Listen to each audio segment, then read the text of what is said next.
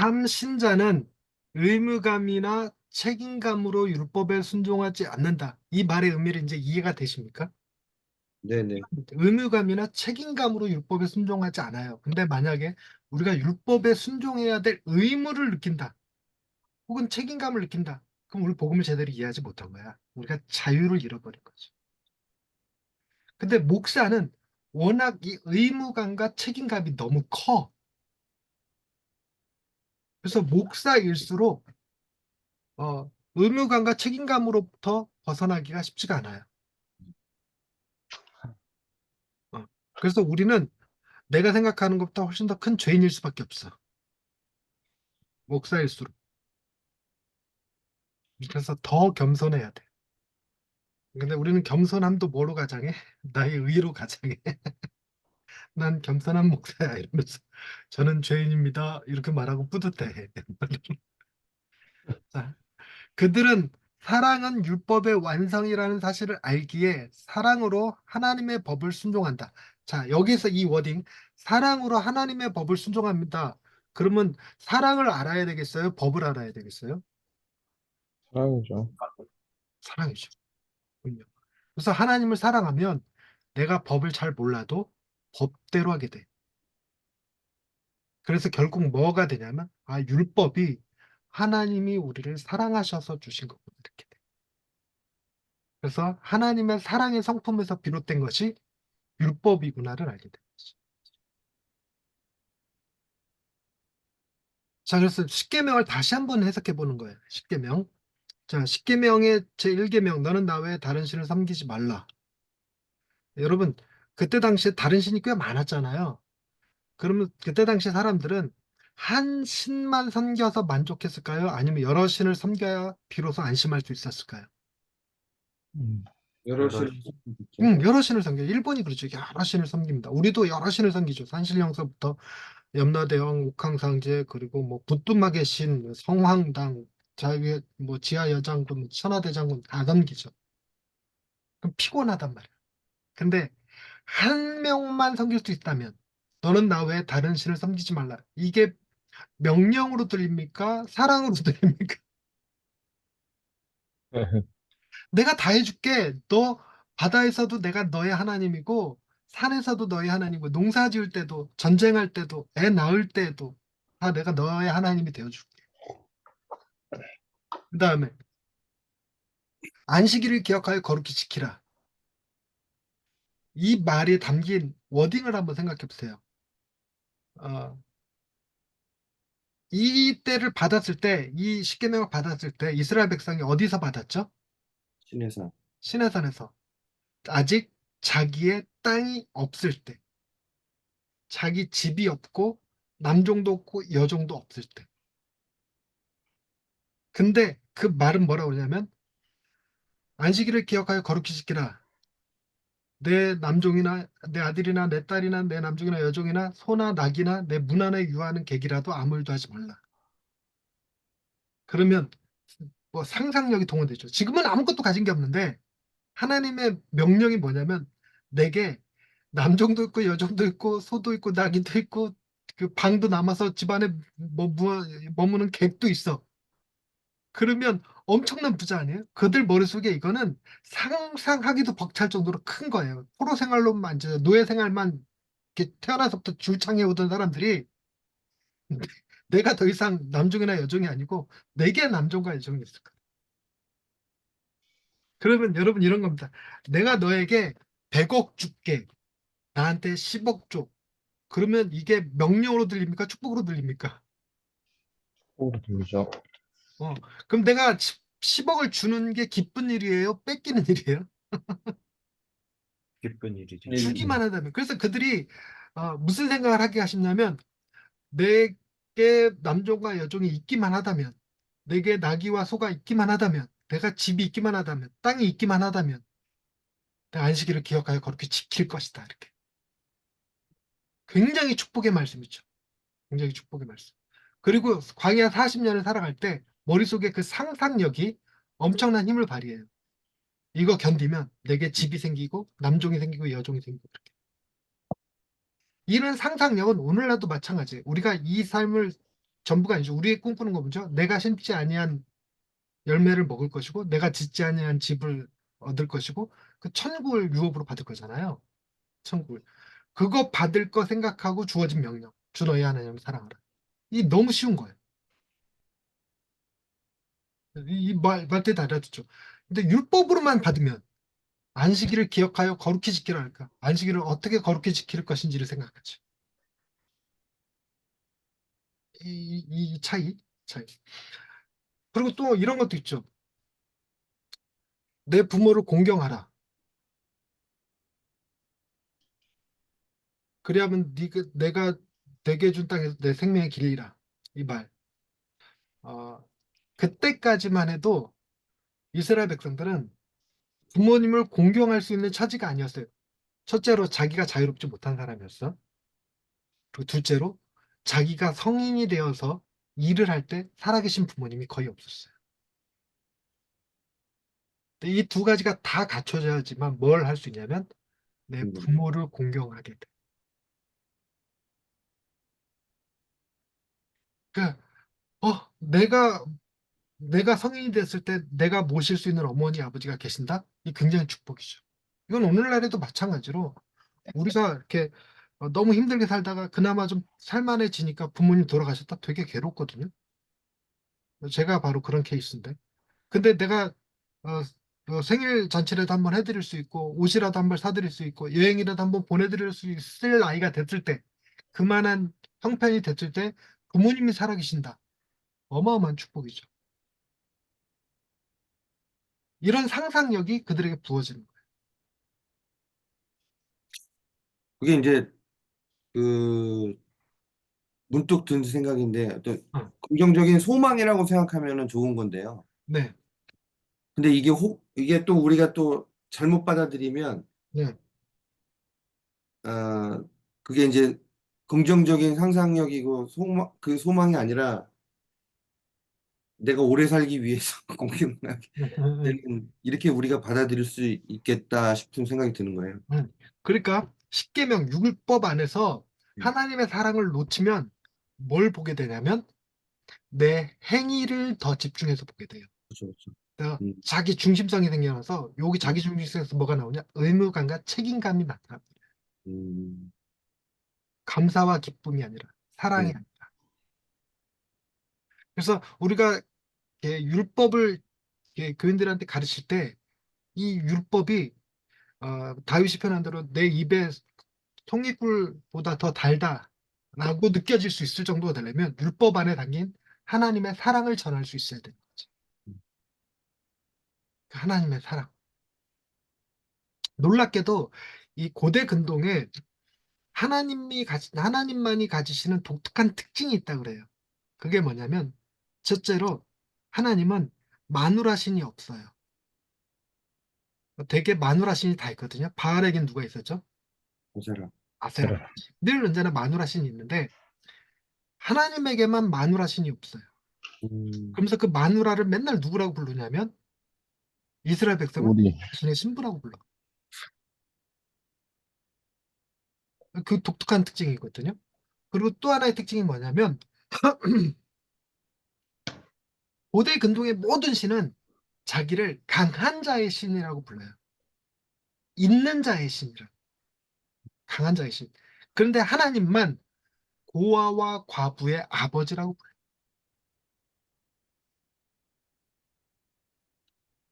불러요. 약한 자의 신이에요. 약한 자의 신.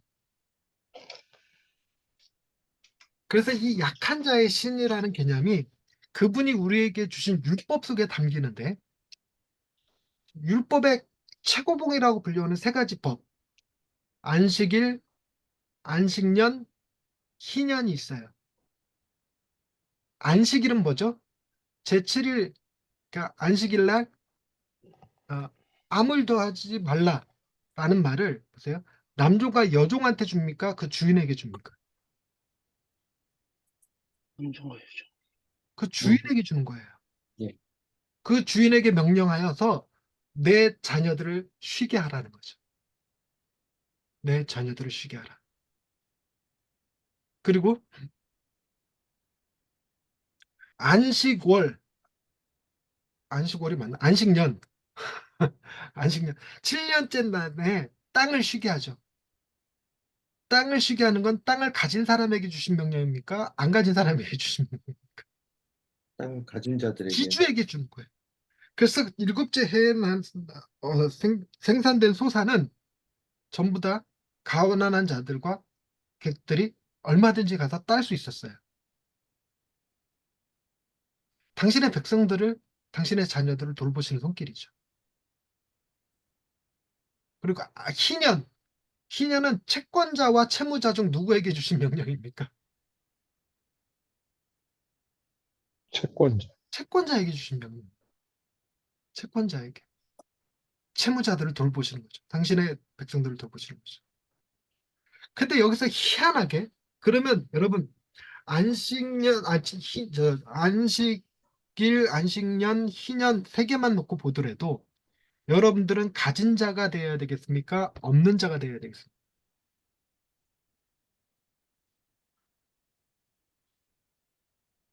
가진 자. 예? 그럼 예, 예. 없는 자죠, 없는 자. 없는 자의 하나님이시라니까. 없는 자를 배려한 거죠. 예. 예. 그러니까 하나님은 우리의 하나님이세요. 강한 자의 하나님이 아니시라. 그러니 일반 백성들이 안식 안식일 안식년 희년 얘기를 딱 들으면 일반 백성들은 그게 축복으로 들려요. 가진 자들이 피곤한 거야. 가진 자들이. 그래서 가진 자들이 약한 자들을 돌보는 것은 하나님의 명령이에요. 그래서 구제는 하면 좋은 거 안 하면 그만인 거가 아니라 하면 그만인 거 안 하면 죄가 되는 거. 그래서 틴켈러는 이 구제를 정의라고 써요. 정의. 그래서 틴켈러의 정의를 말하다 이건 구제에 관한 얘기. 이게 독특한 특징이에요.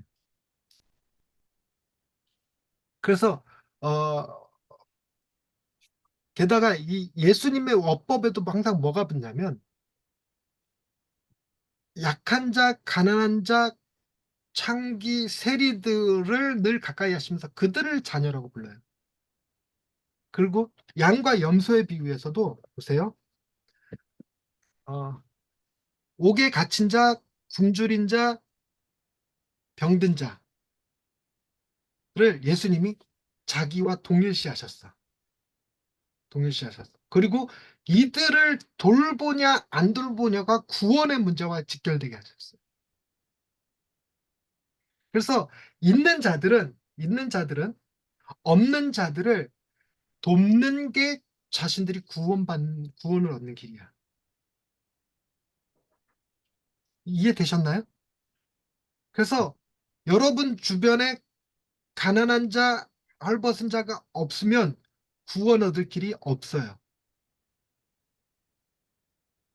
근데 가난하고 헐벗은 자들이 있으면 그들을 도움으로써 내가 구원을 받아. 그럼 내가 그들을 도울 때 고마워해야 됩니까? 그들에게 고맙다고 요구해야 됩니까? 우리가 고마워해야지. 고마워해야 돼. 그래서 가난한 자들을 돕는 사람들이 겸손하게 그들을 도울 수 있어서 기쁨으로 그 일을 감당하게 하는 거예요. 그런데 포커스는 여기에요. 양과 염소에 비유해서 여러분들은 양입니까? 염소입니까? 포커스가 틀려요. 포커스가 거기에 있지 않고 여러분은 가난하고 옥에 갇히고 굶주리고 병든 자입니까? 아니면 그들을 돕는 자입니까? 여러분 뭐가 되기를 둘 중에 하나를 선택하라면 뭐가 되시겠습니까?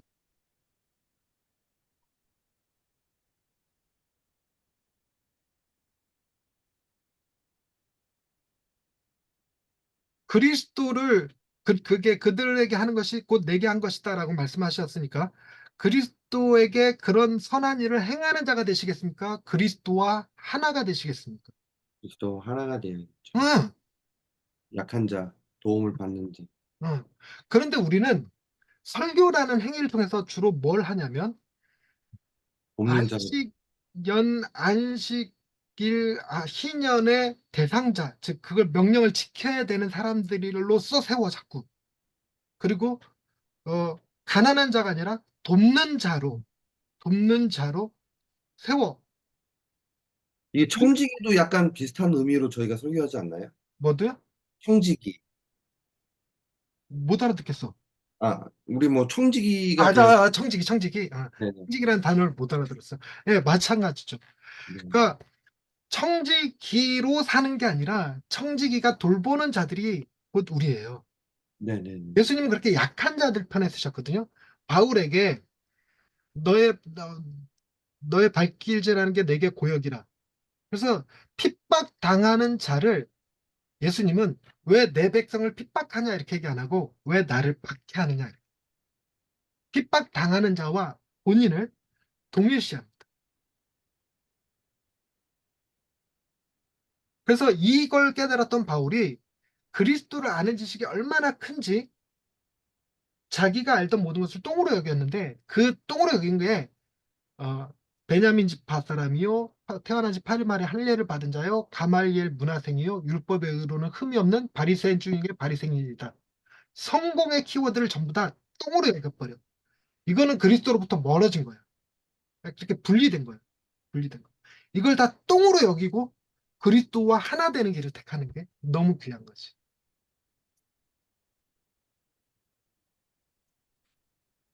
그런데 우리는 설교를 늘 어떻게 하냐면 가난한 자, 굶주린 자, 헐벗은 자, 목에 갇힌 자가 되라고 설교하지 않아, 절대로. 꼬리가 되지 않게. 그래서 우리가 늘 언제나 하나님 앞에 돕는 자가 되라고, 성공한 사람이 되라고 이렇게 얘기하는데 이 개념이 뭐랄까, 율법적 개념이에요, 이거는. 그쪽으로, 가진 자 쪽으로 가면 뭐에 딱 걸리게 돼 있냐면 안식일, 안식년, 희년에 딱 걸려요. 율법에 걸리는 거지. 그런데 어, 예를 들어서 하나님이 김영준 목사님과 이번 목사님 둘을 놓고 한 사람은 가난한 자로, 한 사람은 부자로 이 땅에 내려보낼 거예요. 한 사람은 가난한 자로, 한 사람은 부자로. 그러면 이번 목사님 둘 중에 뭘 선택하시겠습니까? 지금 이렇게까지 얘기를 들었는데, 아니, 이거 말고 욕심대로. 가난한 자라고. 욕심대로. 아니요, 저는 그냥, 네, 뭐 가난한 자로. 어. 그런데 이제 마침 이러는 거예요. 이 말 속에, 사실은 부자로 가고 싶지, 부자로 가고 싶은데, 그런데 이 가난한 자를 선택해야 되는 것 같은 분위기야, 지금. 네네, 그렇죠. 분위기야. 그래서 하나님 앞에 뭐라 그러냐면, 하나님, 전 가난한 자가 되겠습니다. 딱 이렇게 얘기한 거야. 했는데, 하나님 뭐라 그러냐면, 늦었느니라. 형준이가 먼저 택했느니라. 이러는 거야. 그래서 어쩔 수 없이 이번 목사님은 부자로 이 땅에 태어나야 되는 거야. 안타깝네요. 안타깝지. 네. 그러면 김영준 목사님한테 평생 무슨 마음 가지고 살아야 돼? 빚진 마음을 갖고. 그렇죠. 그래서 가난한 자들을 향하여 빚진 마음을 갖는 부자들이. 이게 복음이라. 부자들에게 아, 가난한 자들을 돕는 것이 그들에게 빚진 마음으로 돕게 하는 저는 이 개념을 처음 들어봤어요. 거예요. 그래요. 예, 진짜 처음 들어봤어요. 그래서 이거를 정의를 말하라 해서 팀켈러가 사람들이 남들을 도와야 된다는 건 알지만 실행에 옮기도록 하는 그 버튼을 누를 힘이 없대요. 근데 복음만이 그 버튼을 누를 수 있다 이렇게. 그 복음이 주는 메시지가 바로 그거예요.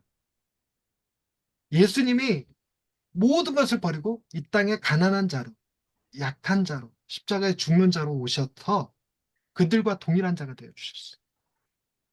그래서 그들을 섬기고 돕는 것은 우리가 그리스도께 받은 사랑을 갚는 느낌인 거야. 빚진 자로 사는 거지. 빚진 자로. 그래서 내 잘난 척 하는 게 아니라 그들에게 고마워하면서 그들에게 미안해하면서 이렇게 된 세상이 되는 거죠.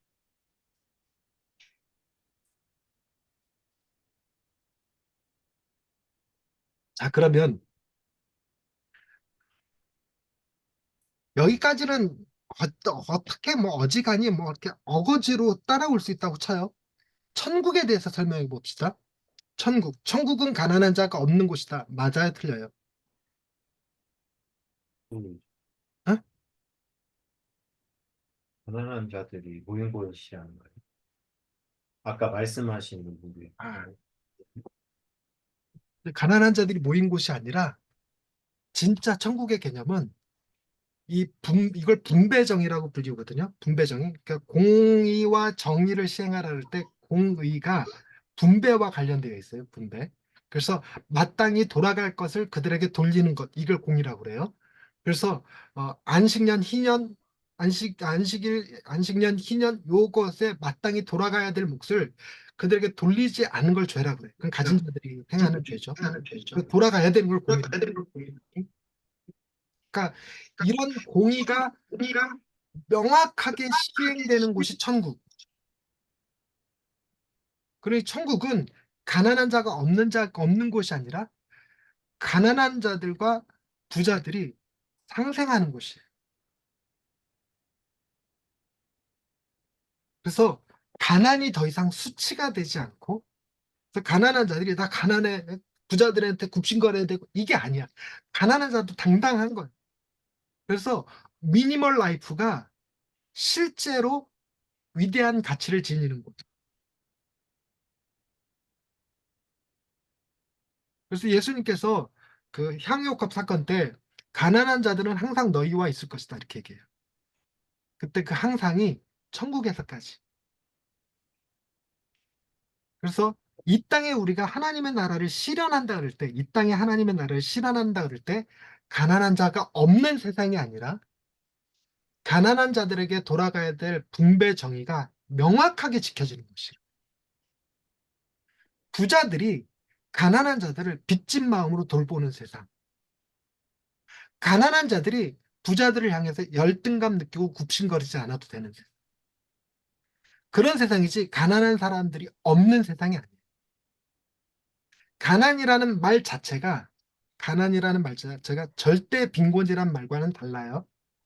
절대 빈곤은 하루에 3달러 이하로 살아갈 절대 빈곤이라고 하는데 가난은 상대적 개념이에요. 우리가 다 10억 연봉이 10억인데 유성룡 목사님만 20억이야. 그러면 유성룡 목사님이 부자고 우리는 상대적으로 가난한 자가 돼요. 가난한 자. 그래서 가난이라는 개념은 상대성을 지니기 때문에 없을 수는 없어. 근데 우리가 모두가 행복한 건 우리가 유성룡 목사님 앞에 굽신거리지 않고 유성룡 목사님을 할 수 있는 대로 최선을 다해서 우리의 필요를 채우려고 돕는 거예요. 우리가 비록 10억씩 가지고 있어도. 그랬을 때 우리 공동체가 아름답게 보이는 거지.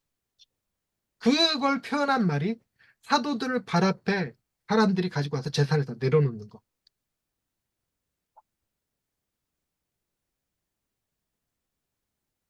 이거예요. 그런데 이 행위를 율법적 행위로 할 것인가? 아니면 사랑으로 할 것인가?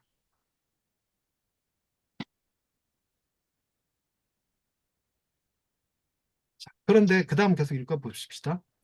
율법주의나 방종은 둘 다 자기중심적이에요. 율법을 열심히 지키는 거나 율법을 아예 안 지키는 거나 관심은 누구한테 있는 거냐면 자기 자신에게 있는 거예요.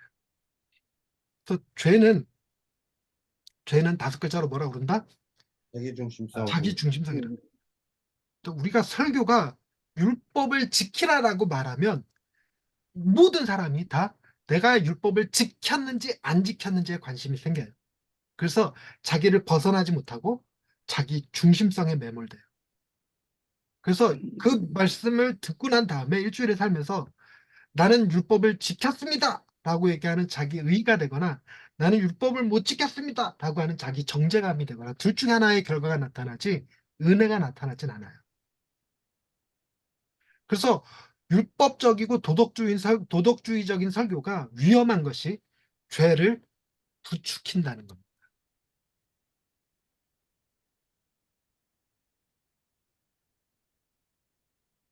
그래서 율법주의나 방종은 다 자기중심적이에요. 자기중심적이라는 곧 죄라는 겁니다. 그들은 하나님 안에서의 기쁨이나 하나님의 법에 관심이 없어요. 내가 그걸 행했냐 못했냐지 하나님께 관심이 없는 거예요. 그리고 나서 하나님께 내가 했으니 달라. 못했으니 용서해달라. 이렇게 가요, 접근이.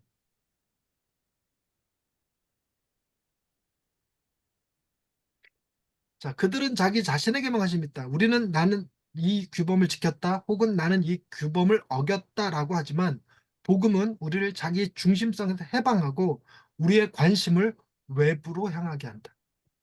우리는 하나님의 율법이 우리를 구속하시는 것이 아니라 자유롭게 하는 것임을 깨닫게 됩니다. 그것은 자유롭게 하는 온전한 율법이다.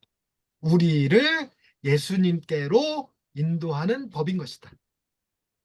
이후에 나오는 말을 이해하기 위해서 먼저 도표를 아까 이 도표를 머릿속에 있을 테니까 설명할 수 있겠죠. 말로 도표를 그려내 보십시다.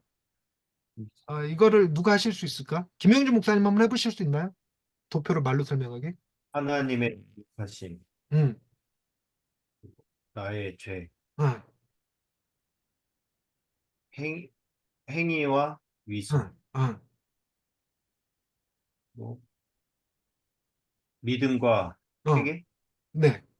예. 그 우리는 어디에 있는 겁니까?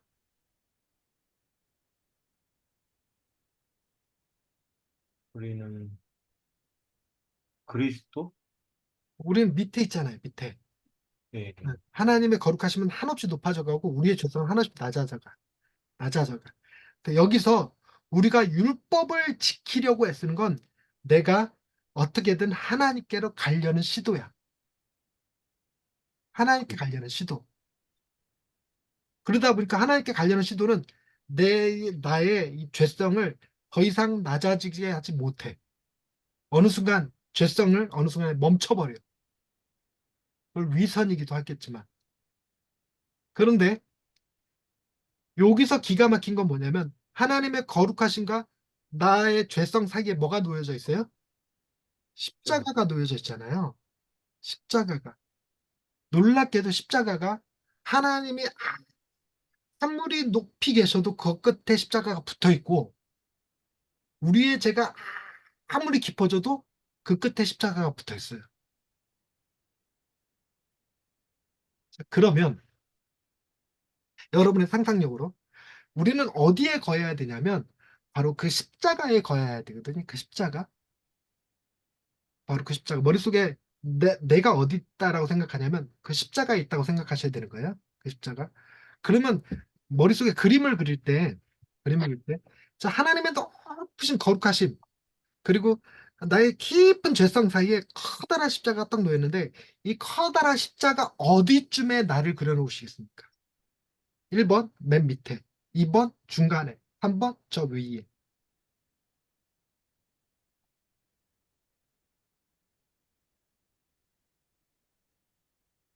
왜 십자가로 인해서 네, 그게 어디에 위치해 있느냐가 의미가 있어서 여쭤보시는 거잖아요. 네네네. 글쎄요. 지금 생각에는 위에인 것 같은데. 아닌가? 아니, 자기 느낌을 얘기하는 거니까. 이게 자기 네. 느낌을 얘기해야 이게, 머릿속에 들어오잖아요. 자, 저 위에 있는 사람과 저 밑에 있는 사람, 아, 뭐야, 음, 소리가 왜 나오지? 내가 네? 설명하기도 전에 이미 알아버린 거야? 아니, 뭔가 알 것 같아요. 그죠? 왜 유성룡 목사님이 탁월하다니까. 네? 유성룡 목사님이 탁월하다고. 아니. 응. 우리는 저 위에 갈 필요가 없어요.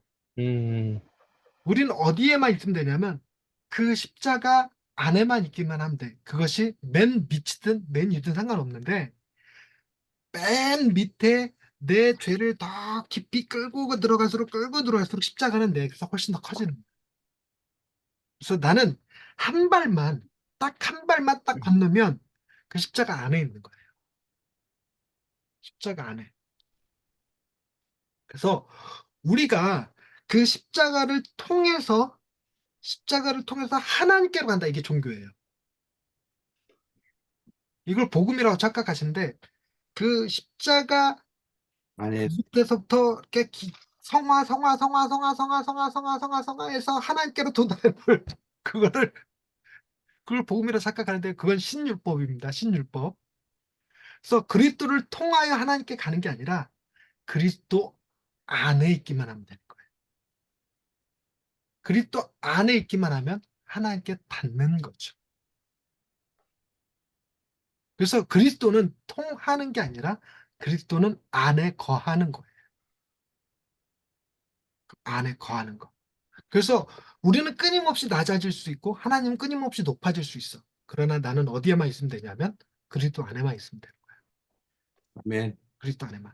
그러니 내가 율법을 지키면 내가 지키는 게 아니라 그리스도께서 지키셔야 내 죄성을 낮추다가 딱 멈추는 일을 하지 않아요. 내가 선을 행한다고 생각하면 내가 열심히 예배드리고 있고 기도하고 있고 찬양하고 있고 이렇게 생각하면 나의 죄성을 나의 죄를 낮추는 행위가 돼버려요. 그래서 막아서 버려. 어느 순간 막아서는 것 정도가 아니라 오히려 높이죠. 이걸 앞서서 위선이라고 그랬어요. 이걸 행하게 돼. 그렇게 되면 십자가가 축소돼. 그냥 우리는 더 깊이 죄를 느끼는 거예요. 내가 죄인 중에 괴수로다. 내가 죄인 중에 괴수로다. 근데 놀랍게도 십자가가 내 안에 있다. 이렇게.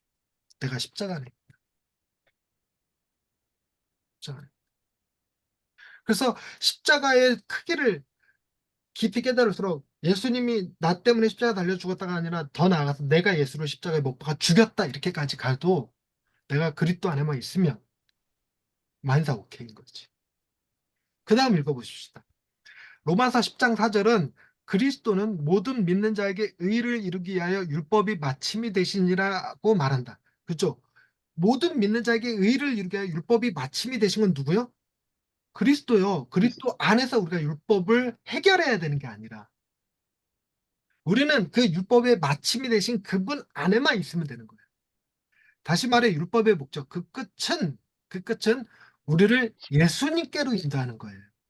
그걸 거쳐 하나님께로 가는 게 아니라 예수님께로 인도하는 거예요. 우리가 이 말씀을 확실히 이해하면 성경의 모든 계명이 우리를 위해 우리 안에서 그 계명을 완성하시는 예수님께로 인도하는 것을 보게 된다. 그분이 우리의 의가 되어 주셨다. 우리는 더는 자기의 의를 성취할 필요가 없다. 자, 여기서 복음의 깊은 의미를 이해하고 넘어갑시다. 그러면 율법이 촘촘한 게 좋을까요? 느슨한 게 좋을까요? 내가 지킬 게 아니고 주님이 지켜주실 거고 그 결과를 나한테 의로 준다면 율법이 촘촘한 게 좋아요? 율법이 느슨한 게 좋아요? 촘촘한 게 그렇죠. 그렇죠. 느슨해서 내가 지킬 수 있는 것보다 너무너무 촘촘해갖고 내가 말도 지킬래야 완전히 지킬 수 없는 것이어야 그래야 비로소 하나님의 은혜가 더 깊이 깨달아지는 거야. 그게 다 해결되어지는 거야. 그게 다. 그래서 단순히 훔치지 말라 이렇게 얘기하지 않고 탐심하지 말라 이렇게 얘기해요. 어, 살인하지 말라로 끝나지 않고 나가라 하지 말라. 간음하지 말라로 끝나지 않고 음욕을 품지 말라. 너무 달콤한 말씀이야. 이게 다 그리스도 안에서 내게 성취될 거기 때문에. 네. 그러면서 촘촘할수록 촘촘할수록 내가 더 정결해지는 기분이에요. 그래서 이 천국의 비유에 그물로 고기 모으는 비유 있죠. 그물로 고기 모으는 비유. 그때 그 그물은 어떤 그물이냐면 굉장히 촘촘한 그물이라서 피레미 새끼 하나 못 피해 나가는 그물. 그 그물로 기르실 때 아주 촘촘한 율법으로 기르실 때 내가 구원으로 건져지는 거예요.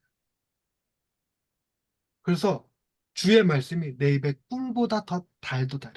주의 율법이 내 입에서 꿀보다 더 달. 이게 없으면 율법적인 얘기가 나올 때마다 스트레스야. 율법이 촘촘하면 촘촘할수록 반항기만 더 생겨요. 어떻게 지키라고. 근데 율법의 촘촘함이 끝판왕이 어디냐면 하나님의 거룩하신 같이 너희도 거룩하라. 하나님의 온전하신 같이 너희도 온전하라. 어떻게 그걸 어떻게. 근데 그 율법이 딱 주어졌어. 주님이 그걸로 해결하셔서 나한테 의를 덧입혀줬다. 그럼 내가 뭐가 된 거야? 하나님의 거룩하신 같이 거룩한 자로 여김받는 거. 칭의. 하나님의 온전하신 같이 온전한 자로 여김받는 거. 칭의. 얼마나 귀합니까?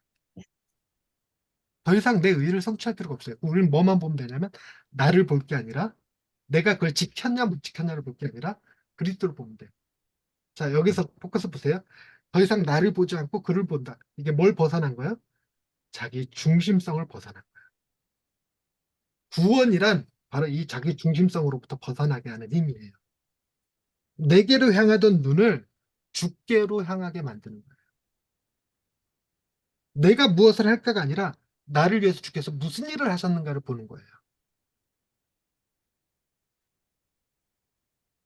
그래서 결국에는 나는 죽고 그리스도가 산다 이 얘기는 더 이상 나에게 관심이 없어. 우리의 관심은 오로지 누구에게만 있어? 나를 위해서 행하신 그분에게만 있어요.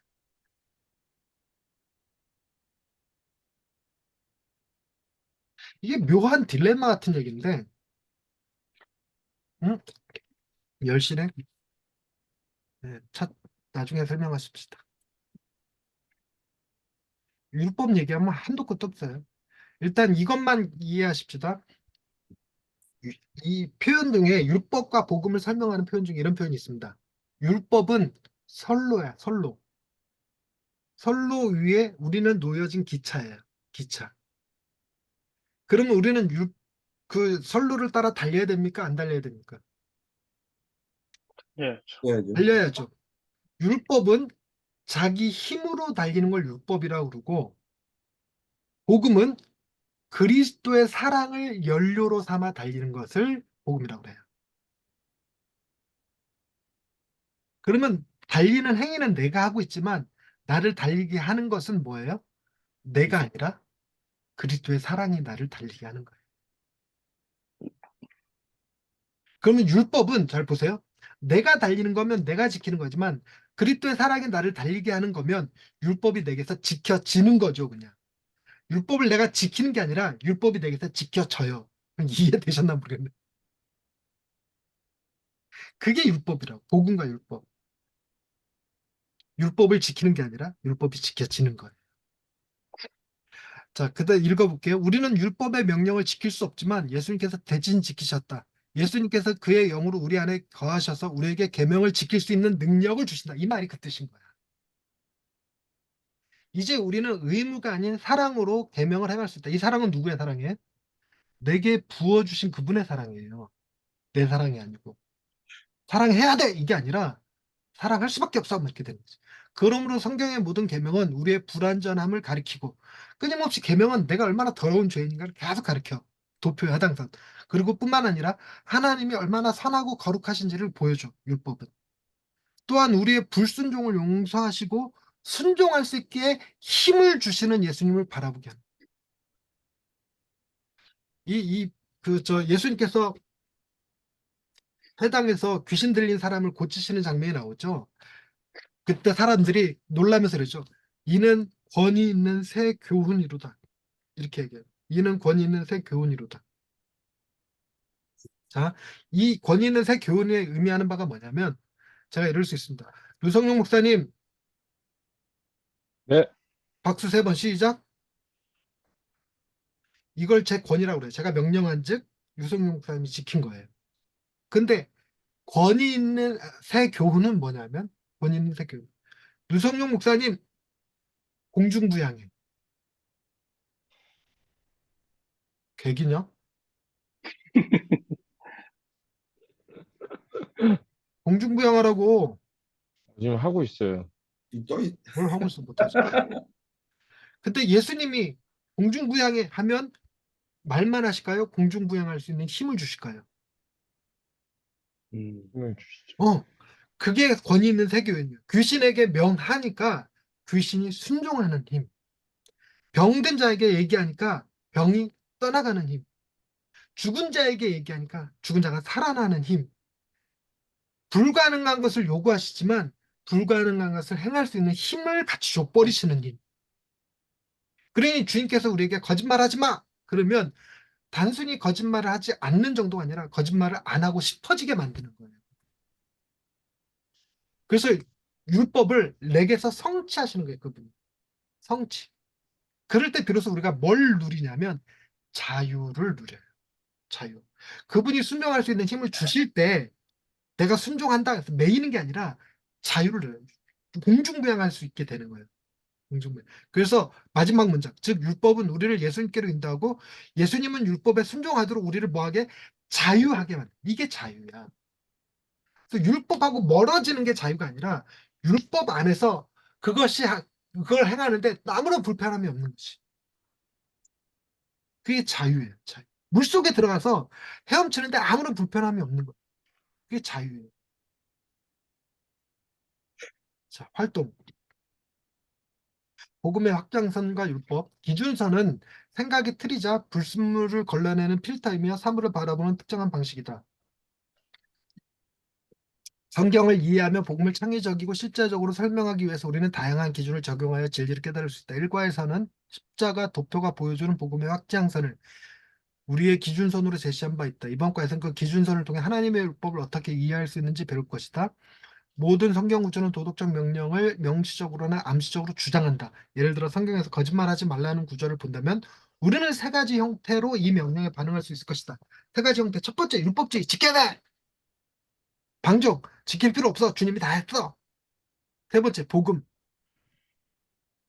복음의 원리를 이해하는 거예요. 우리는 하나님이 거짓말하지 말라고 명하셨어요. 명하셨어요.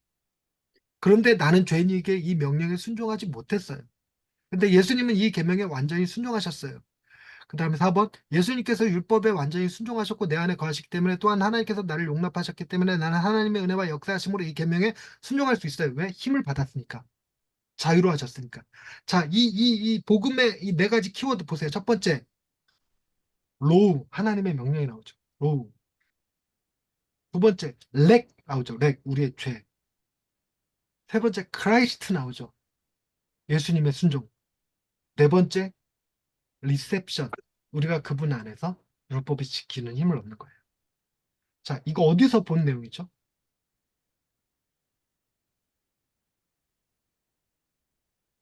복음 설교 4단계.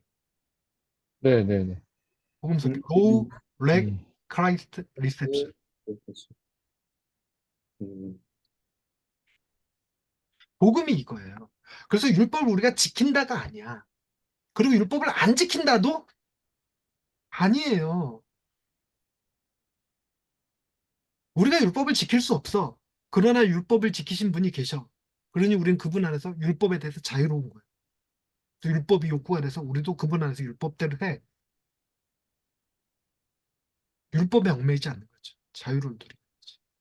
그래서 우리는 자유롭게 예배하는 거고 자유롭게 놀러 가는 게 아니라 자유롭게 예배하는 거고 자유롭게 찬양하는 거고 자유롭게 기도하는 거지 의무로 예배하고 의무로 기도하고 의무적으로 찬양하는 게 아니에요. 근데 우리는 교인한테 뭘 가르쳐? 자유롭게 예배하고 찬양하고 기도를 가르치는 게 아니라 의무적으로 하게끔 만들어. 특별 새벽 기도에 만들어.